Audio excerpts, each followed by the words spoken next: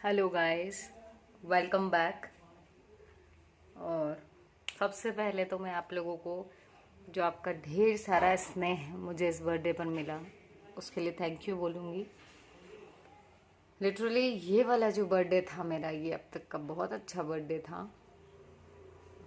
बाकी सब चीज़ें तो स्पेशल रहती ही हैं हर बार, बट इस बार जो आप लोगों की विशेस थी उन्होंने इस बर्थडे को और भी ज़्यादा स्पेशल बना दिया। So once again thank you so much guys, and it's okay यदि कोई लेट विश कर रहा है तो भी आपकी विशेस जो है दे आर वेलकम्ड, है ना, क्योंकि विशेस तो विशेस होती हैं चाहे वो लेट हो जाए। हर किसी को विशेस की नीड होती ही है, राइट। सो चलिए, थैंक यू अगेन। अब हम बात करने वाले हैं ग्राफ के ऊपर। जो आपका कंप्यूटर साइंस मेजर वाले स्टूडेंट्स हैं, क्योंकि उनको 7 यूनिट होती है, ठीक है, तो जो उनकी 6th यूनिट है वो है ग्राफ।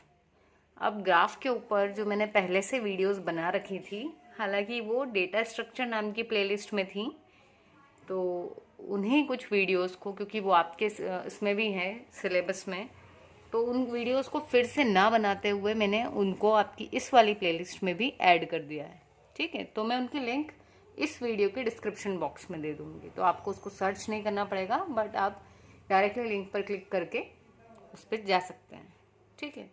तो इस वीडियो में हम जो आपका ग्राफ रिप्रेजेंटेशन है उसको डिस्कस करने वाले हैं। और ऑलमोस्ट ये जो 6th यूनिट है इसका भी पूरा जो वो है आपके कंटेंट, उसकी वीडियोस बनी हुई हैं और मैं आपको उसकी लिंक दे दूंगी डिस्क्रिप्शन बॉक्स में, ठीक है। 1 या 2 टॉपिक्स हो सकता है कि बाय चांस छूटे हुए हों, तो आप वो मुझे कमेंट करके ज़रूर बता देना, तो फिर हम उस पर वीडियो बना देंगे आपके लिए, ठीक है। चलिए देखो, जब ग्राफ की बात आती है तो ग्राफ क्या होता है, ट्री और ग्राफ दोनों में डिफरेंस होता है। ट्री में हमने बाइनरी ट्री देखा था, उसमें पेरेंट चाइल्ड रिलेशनशिप थी, लेकिन ग्राफ में ऐसा नहीं होता। ग्राफ का कुछ भी शेप हो सकता है, ये भी हो सकता है, ये भी हो सकता है, ये जबकि ट्री में पॉसिबल नहीं था, ठीक है। तो ग्राफ कैसा भी बन सकता है। और ये जो हैं, ये जो लाइंस हैं, इन लाइंस को क्या बोलते हैं, एजेस। और ये हैं आपके नोड्स, या आप इसको वर्टाइसेस कह सकते हैं। अब देखो, ये ग्राफ बना तो दिया हमने, अब हमें यदि इसको रिप्रेजेंट करना है तो उसको रिप्रेजेंट करने के 2 तरीके होते हैं। एक होता है आपका एडजेसेंसी मैट्रिक्स,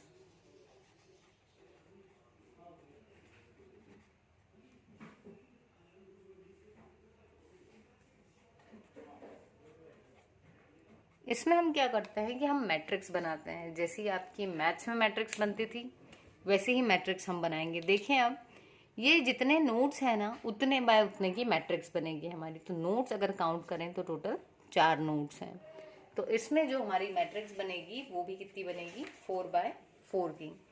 तो हम क्या ध्यान में रखेंगे यहाँ पर, देखो ABCD, तो यहाँ आप लिख लो ABC एंड D। फिर अगेन इसी को हम ABC और D, ये चारों यहाँ लिख लें। एक चीज मैं और बताना चाहूंगी यहाँ पर, ये जो ग्राफ है ये कैसा है, अनडायरेक्टेड, क्योंकि इसके ऊपर कोई एरोज नहीं लगे हुए, ठीक है। कोई भी ग्राफ यदि उस पर एरोज लगे हैं तो उसको डायरेक्टेड ग्राफ कहते हैं। ये मैंने इससे पहले वाली वीडियो में बताया हुआ है, टाइप्स ऑफ ग्राफ। यदि आपने वो नहीं देखी है तो ज़रूर देखना है। जो 6th यूनिट है ना, यदि इसमें ग्राफ से रिलेटेड क्वेश्चंस आते हैं तो ये बहुत, मतलब अगर आप नहीं कर पाते हो तो बहुत गलत बात है, क्योंकि ग्राफ बहुत ही ईजी होता है, ठीक है। तो हम इसको बोल सकते हैं लॉलीपॉप क्वेश्चंस, जिसको बोलते हैं ना कि यार बहुत ही ईजी क्वेश्चंस थे।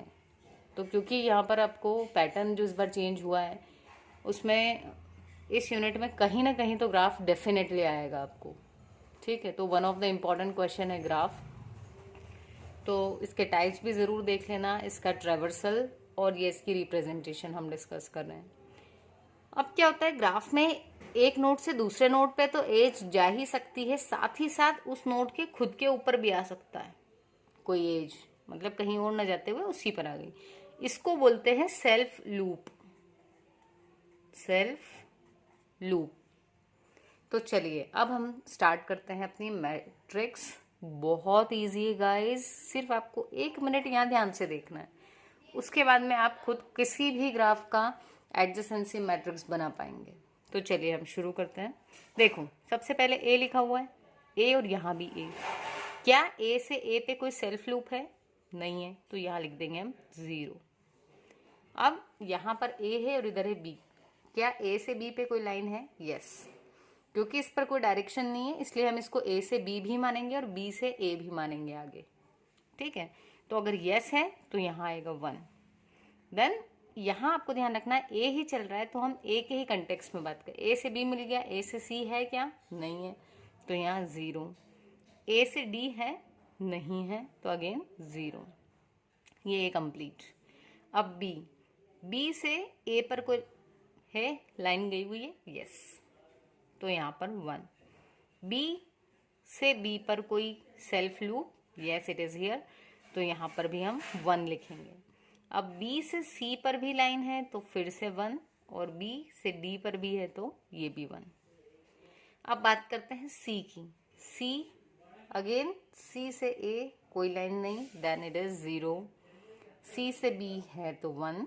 सी से खुद सी पर कोई लूप है? नहीं है, तो 0। देन सी से डी पर 1। अब डी पर आ जाते हैं। डी से ए पर कोई लाइन नहीं तो 0। डी से बी पर 1। डी से सी भी है तो ये भी 1, और डी से डी पे कोई लूप नहीं तो ये हो गया 0। मतलब आपको सिंपल सी ट्रिक जो है वो याद रखना है कि यदि हम बात करें, ये जो लाइंस गई हुई हैं इसको एज कह रहे हैं।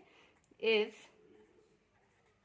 एज एग्जिस्ट, यदि एज है तो हम लिखेंगे 1, and if edge do not exist, यदि एज नहीं है उन दो नोड्स के बीच में तो उस जगह क्या लिख देंगे हम? 0। दैट इज द बेसिक फंडा किसका? अनडायरेक्टेड ग्राफ का।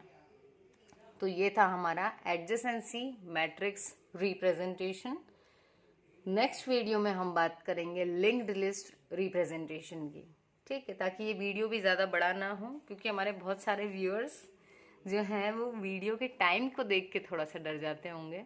ठीक है, तो हम इसको छोटा रख रहे हैं। नेक्स्ट वीडियो में हम बात करेंगे आगे की। So keep watching and keep supporting the channel. Thank you so much guys.